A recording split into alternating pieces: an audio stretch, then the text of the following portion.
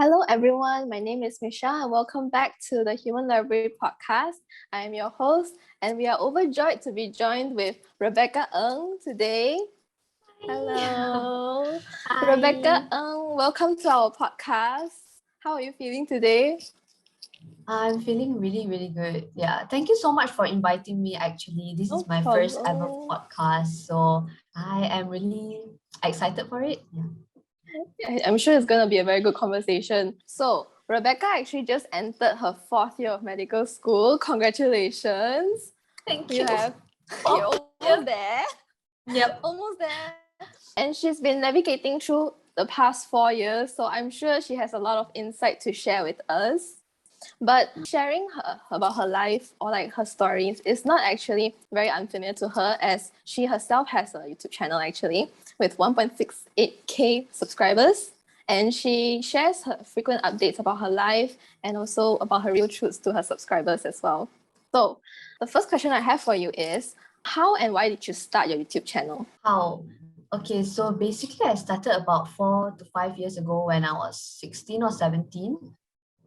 That was during my high school years, and it was just like during the time where YouTube was starting to gain attention, and it was really new to everyone, and everybody was like vlogging and stuff. So I just knew that I wanted to do YouTube, but I didn't have any specific niche.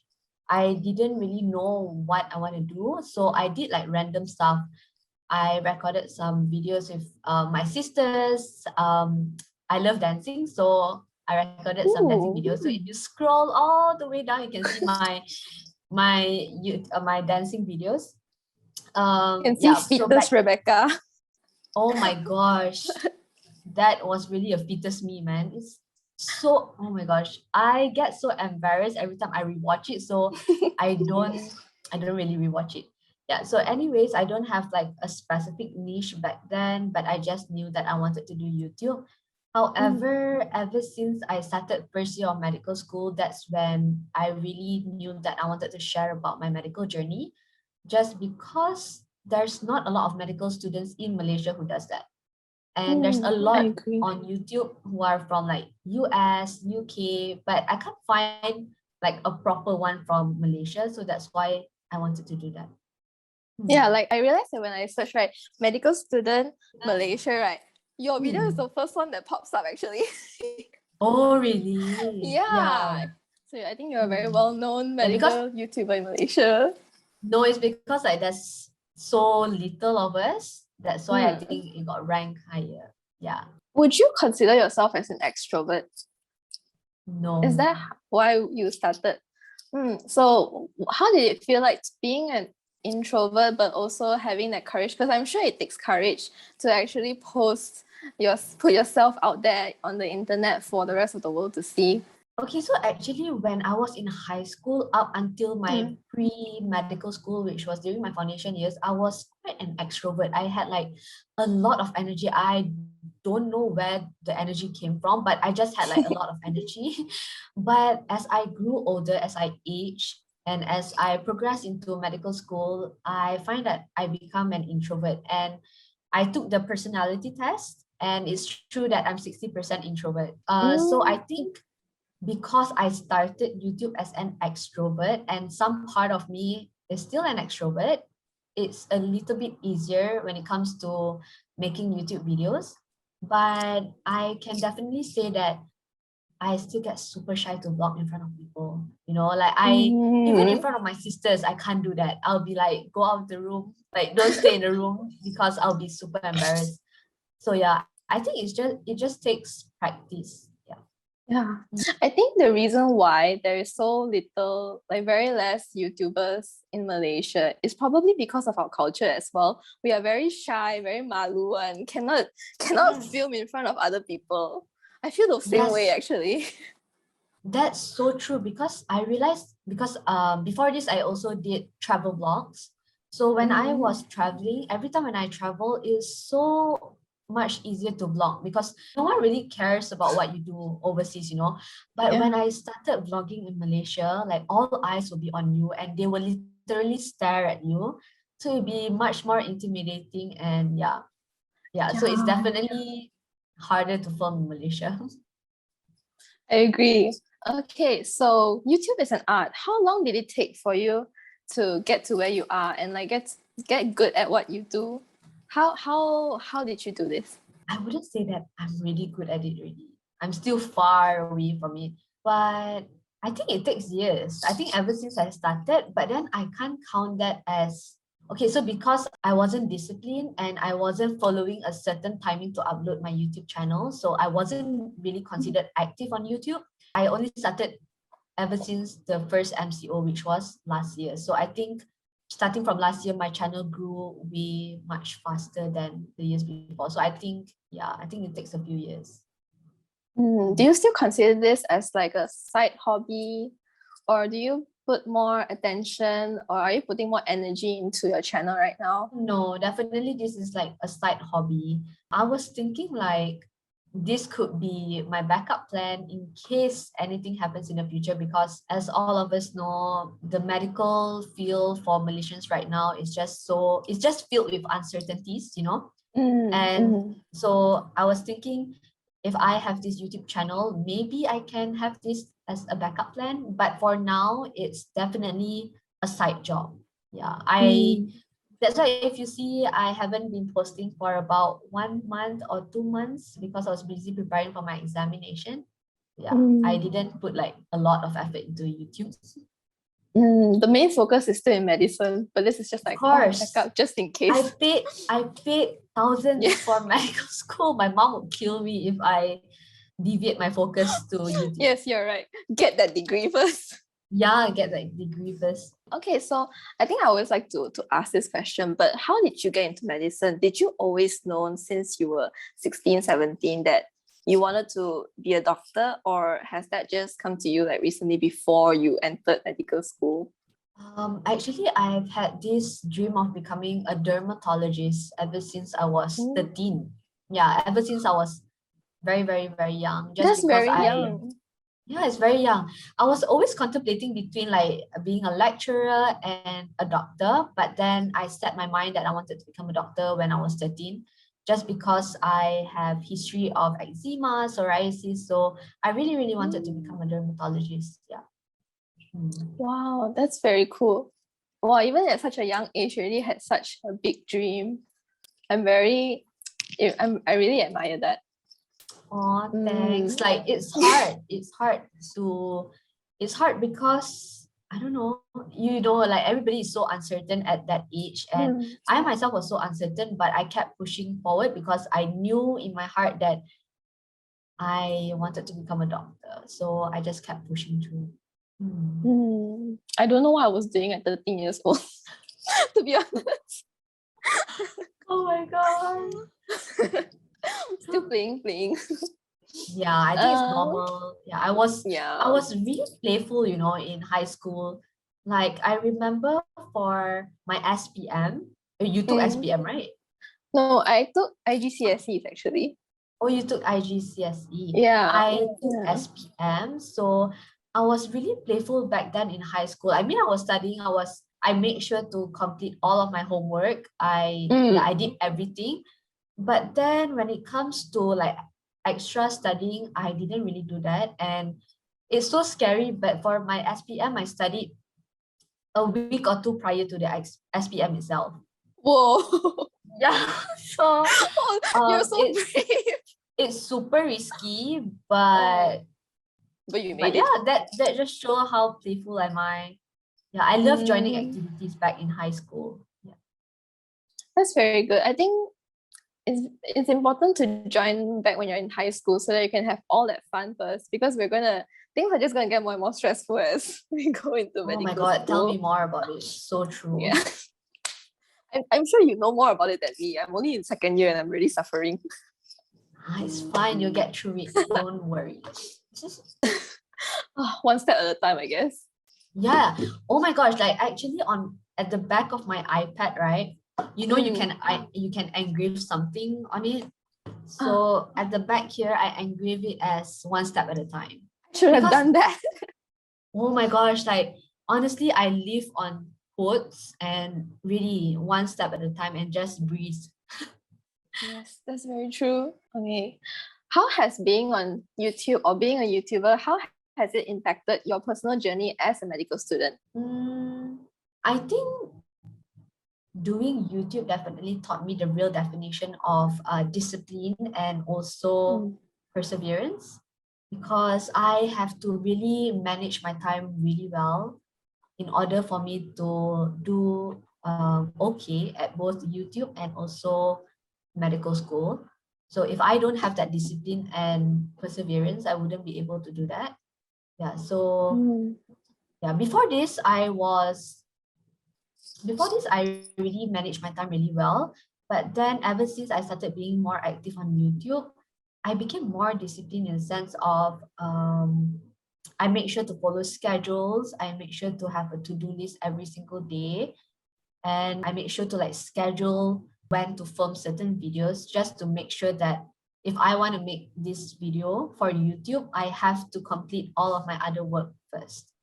Yeah. So discipline and perseverance. Yeah. That's very, I think that's very important also. Like some people see being a YouTuber as like, oh, you're just having fun. You're doing it just to play only. And then they think that it becomes like a distraction, so to speak. Yeah, they would think it's like a distraction to your degree, and they don't really think that it could be something that could be beneficial to your degree as well. Which I guess from what you say, that's not actually true. It actually motivates you or like tells you, oh, you know what, you actually have to upload by this time, and then you also have to complete your work by this time so that you can actually film that video. Yeah, so I guess that's food for thought. Yes. So what are your thoughts on social media influencing and the content creating space? Do you consider yourself as an influencer? No, I don't think I'm an influencer. Am I? No, I don't think so. Yeah. How would you define an influencer? Okay, maybe. Actually, right? Because to me, like, okay, maybe I am. Maybe I am, but I'm not a big influencer yet, because when you say the word influencer, I think of big platforms, I think of big numbers of following. So I don't have that yet. My followers, they are just barely like 1,000 on Instagram and YouTube. So I wouldn't really consider myself as a big influencer, but I think I do influence people in a way that by spreading positive vibes and spreading positive things online. Yeah. I think you don't need to have a very big social media following to be considered an influencer. Small influence, I think, is still influence. So yes, I feel like, in my opinion, like you yourself are an influencer, even though you're still growing. But yes. That's why like I changed my answer, because when I rethink your question, you just have to influence a few number of people to do good, you know. You don't have to have a big platform to be an influencer. So yeah, I wouldn't consider myself to be an influencer, but I do have some influence on people. Good answer. Yeah. So what does your public identity mean to you? Actually, my identity that I put forward on YouTube and also Instagram is not different from the real Rebecca, you know. So I wouldn't say that I have a different personality. Yeah, because I tend to put my true self on YouTube. Of course, I have some filtering, like there are some things that I can't say or I can't do, but mostly I'm the real Rebecca, so I wouldn't consider myself to have like a different personality. So I guess that means your public identity is just Rebecca, the real Rebecca. Yeah, it's just me. Yeah, it's just me. I think that's the good thing about being on YouTube. It's like you also get to be your most genuine self, as compared to being like, you know, people on TV. There's like a feeling of distance there, but when you're watching YouTube or something, sometimes you feel quite connected to the YouTubers themselves, because they show their very genuine selves on YouTube also, and on Instagram, I guess, like you. Yeah, so for me, I always wanted to be my true self on YouTube and also Instagram, just because if you fake yourself a little, people will be able to tell, people will be able to feel. So I really don't want to do that. Yeah, so I think that's one of my motto, to stay true no matter what. Yeah. That's very inspiring. Stay true to yourself no matter what. Have you faced any obstacles along the way? And what is the most challenging things about being a medical student YouTuber? I'm sure it's not that easy to juggle between your degree and then also uploading as well. Rather than obstacle, the problems that I face would be having like constant guilt. Just because, if I spend some time, let's say I spend minimum an hour to film YouTube videos and then another 2 hours to edit my YouTube videos and to upload it. So in total, I spend about 3 hours, right? I will have that constant guilt of like, why am I spending these 3 hours on YouTube when I could be using that 3 hours to study?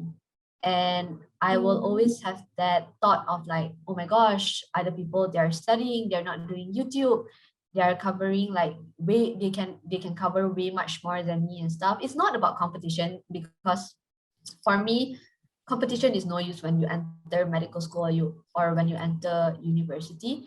It's more of the guilt of not giving 100% attention to my medical school. Yeah. So I always face that guilt. Yeah. Yeah, I understand what you mean. I feel, okay, I'm not a YouTuber, but I feel the same way when I watch K-dramas instead of studying, right? Yeah. That's why I always feel like, I stopped finishing my K-drama series because of medical school. I always start, but I can't finish. I get that a lot. So like semester break, or even if I watch it during my when my classes are still ongoing, I make sure to watch during like my lunch break or dinner break only. So yeah, so having that time guilt, I think I've talked a lot about this guilt on YouTube. It might not be just about YouTube. I entered medical school, so this was something that was really challenging for me, because it's like a battle in my head. It's like constant, like I'll have like a lot of conversations going on in my head, like you should be studying, you should be doing YouTube, what are you doing? It's just like a mess in my head. So it took me some time to learn that it's okay to do the things that you enjoy, or just to take a break from medical school. So I wouldn't say that that guilt is gone 100%, but I'm slowly getting there. Yeah, the guilt was real during the first year of medical school. So how did you decide to keep going despite having that guilt? What made you keep going? I think I just felt that I have to have a creative output, because it was mentally torturing for me. And a lot of people around me, like my close ones, like my close friends and also my sisters, they told me that it's really unhealthy, because it made me look like a robot. I wake up early, I get ready, I go to class, I study, I eat, I sleep, and then I repeat that every single day. So it's slowly killing me, and I felt it. I felt like my mental health is deteriorating. So I knew at that point that I had to do something to help myself, because depression is real, and I have a lot of close friends around me who is not diagnosed with depression, but you can see the little signs and symptoms of being depressed. So I really don't want to get into that hole. That's why I told myself that I had to do something to, just push me through medical school. Yeah. Yes, I guess it's very important, like, to realize that you need to take a break, and it's okay to have any sort of creative outlet, whether it be being a YouTuber or even maybe watching K-dramas. Right here. Yeah, K-drama is fine. Okay, so let's move on to the next question. In your opinion, is there a stigma in society towards professionals who are also involved in content creation, such as yourself? Stigma, I think there is, but it's not something that I face personally. Number one, as you have said before, I think people do think of medical student YouTuber as someone who does not focus 100% on their studies. And I think a lot of people think that just because you're doing something else other than medical school, you're either not smart or you don't dedicate yourself to medical school. So I definitely heard from other YouTubers that this is one of the stigma that they face.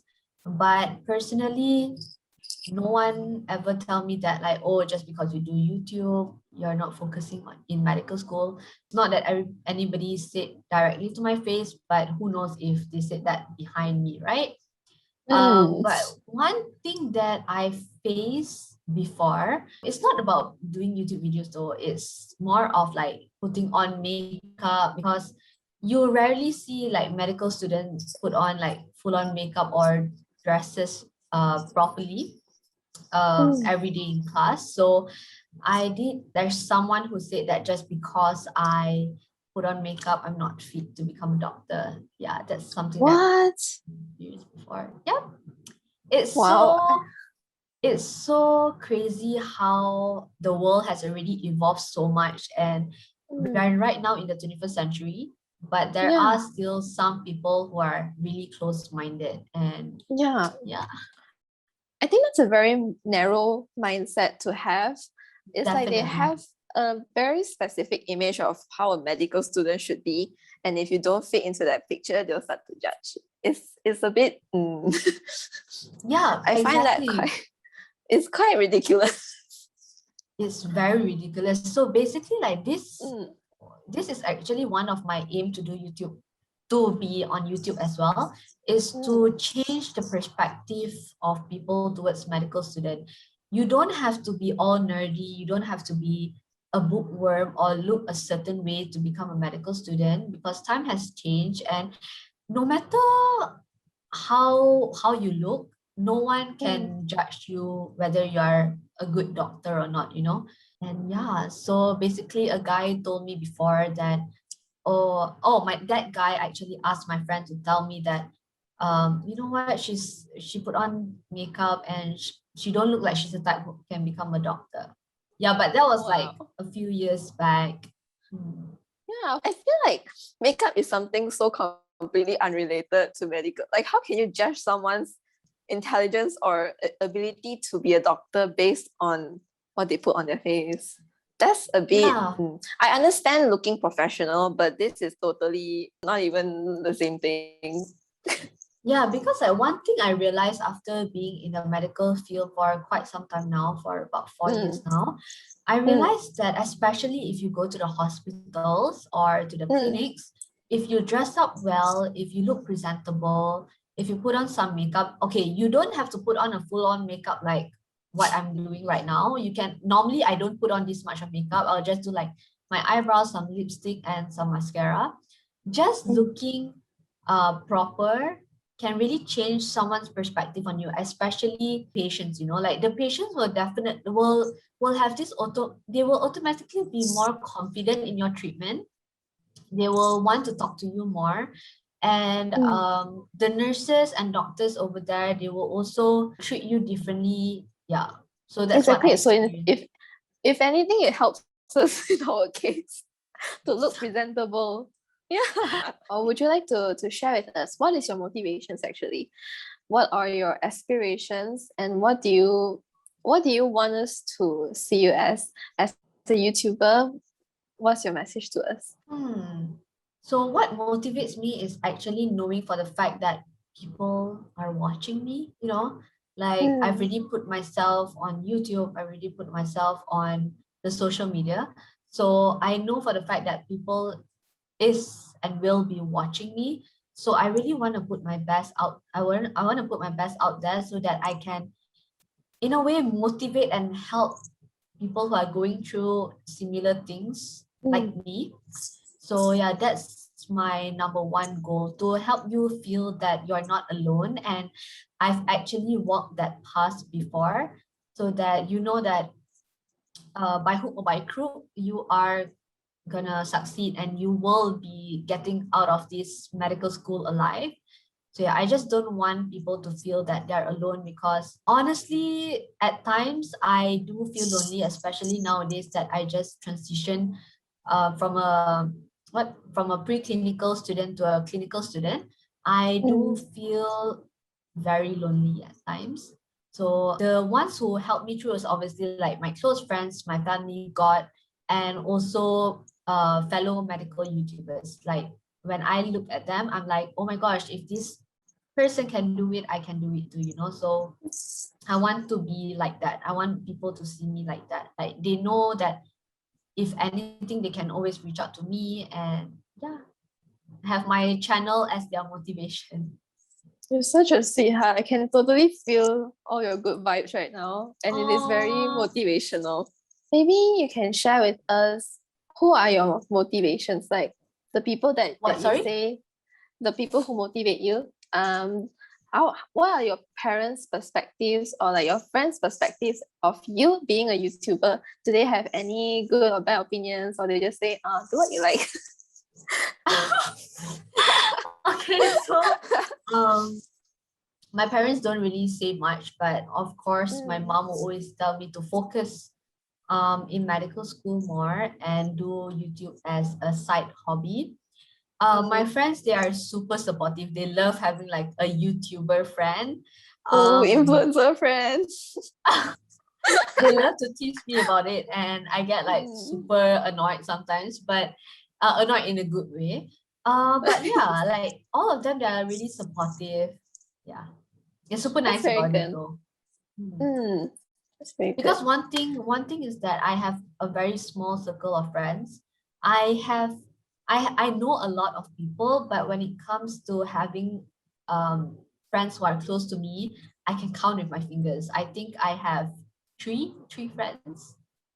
Yeah, Mm. so I really keep the real one close, and they are the one who supports me. Mm. I feel like it's very good to have a very just a small circle of friends, a good support system to help you get through medical school. They're like the OGs, you know. Yeah. And like Yeah. one more thing that I would like to advise like anybody who's like watching this podcast, I hope that like you guys will be able to find your group of friends who support you. You don't have to find a group of friends from medical school if you don't have any one in medical school. You can always rely on the friends that you have before you enter medical school. So for me, of course, they are my family members, right? My Mm. family members. And then I have a best friend from high school. I've known her for about 9, 10 years now. So yeah, that's one. And then I have my single best friend from medical school. So you don't have to have a lot. You just have to have a few that you know for sure that they're gonna stick with you through whatever. Yeah. So I just hope that everybody finds it, because it's super hard to find someone like that nowadays. Mm. Mm. I agree. I think we're done with all the questions right now that we have. Thank you so much. Do you have anything that you would like to add on to share with our listeners who are listening? Any advice that you would like to give? Advice I would like to give. Mm. Probably just stay true to yourself, work hard, be diligent in everything that you do, and have some grace for yourself. Because when you enter medical school, or when you're doing something that's very tough, you could lose Mm. yourself in the process of it, and you could be really mean and cruel to yourself. So just have some grace, and forgive yourself for not doing things that are already planned out, you know. Mm. Those are very golden words from our dear Rebecca Ng. Thank you so much for joining us today. And definitely, everyone who's listening right now, definitely check out her YouTube channel, Rebecca Ng, or also follow her Instagram, Rebecca Ng, also known as what? Kochiki. You have to spell it out for them, Kochiki. like Yes. Kochikii. Can I ask what is Kochiki and what does it mean? There's no meaning to it actually. So I have a lot of nickname because my name is Rebecca. So my Mm. sisters, they call me random stuff like Kaka, Kiki, Kika. So there's random stuff. And then out of sudden one day my sister called me Kochiki, and I was like, That's actually a really nice Instagram handle. And back then I had like a baking business. So I was like, that sounds like a good business name. So I was like, go cheeky. And then ever since, I didn't change my Instagram handle. Whoa, you're such a talented person. I feel doing medical school, doing YouTube, and also you know how to bake. No, I just find that for me, like things that help me release my stress are baking, cooking, dancing, making YouTube videos. You're very creative, but also very smart, very science oriented also. I hope so. Wow. Anyways, yeah. Okay, so we've reached the end of our episode. Thank you so much for listening all the way to the end. And do check out our social media. We have Instagram, and do subscribe to our channels, our YouTube channel, and also our Spotify account as well, so that you don't miss out on any updates. Thank you so much for listening in. I've been Michelle. This has been Rebecca Ng, and I hope to see you in another episode. Bye bye.